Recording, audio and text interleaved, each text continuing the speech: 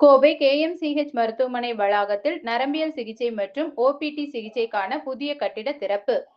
கோவை சித்ரா பகுதியில் உள்ள Kovai medical centre மருத்துவமனை வளாகத்தில் நரம்பியல் சிகிச்சை மற்றும் ஓபிடி சிகிச்சைக்கான புதிய கட்டிட திறப்பு விழா நிகழ்வில் குடியரசு துணைத் தலைவர் சி.பி. ராதாகிருஷ்ணன் கலந்து கொண்டார்.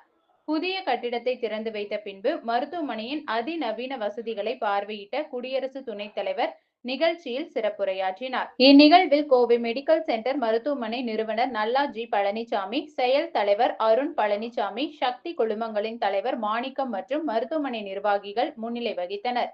நிகழ்வில் கேஎம்சிஹெச் மருத்துவமனை நிறுவனர் நல்லா பழனிசாமி வரவேற்புரையாற்றினார். இதனைத் தொடர்ந்து சிறப்புரையாற்றிய குடியரசு துணைத் தலைவர் சி.பி. ராதாகிருஷ்ணன் பேசுகையில், அனைவருக்கும் பொங்கல் நல்வாழ்த்துக்கள் தெரிவித்துக் கொண்டார். மேலும் தை பிறந்தால் வழி பிறக்கும் என்பதற்கு இணங்க இந்த தை திருநாளில் மருத்துவ உலகில் புதிய எழுச்சியாக இம்மருத்துவமனையில் நரம்பியல் சிகிச்சைக்கான புதிய கட்டிடம் திறக்கப்பட்டுள்ளதாக குறிப்பிட்டார்.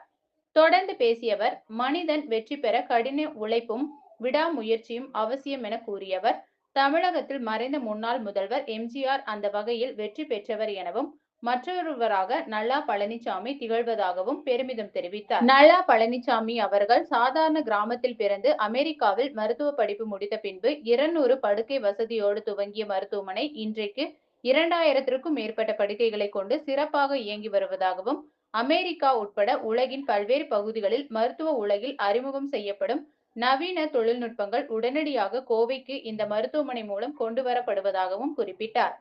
பிரதமர் மோடியின் ஆட்சியில் அனைவருக்கும் அனைத்தும் என்கிற அடிப்படையில் எடப்பாடி பழனிசாமி முதல்வராக இருந்தபோது ஒரே வருடத்தில் 11 மருத்துவமனைகள் தமிழகத்தில் உருவாக்கப்பட்டுள்ளதாகவும் சி.பி. ராதாகிருஷ்ணன் குறிப்பிட்டார்.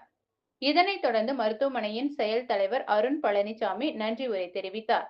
இந்நிகழ்வினை அடுத்து கொடிசியா அரங்கில் ஸ்ரீ ராமகிருஷ்ணா மருத்துவமனையின் 50வது ஆண்டு பொன்விழா நிகழ்ச்சியில் குடியரசு துணைத் தலைவர் கலந்து கொள்ள உள்ளார்.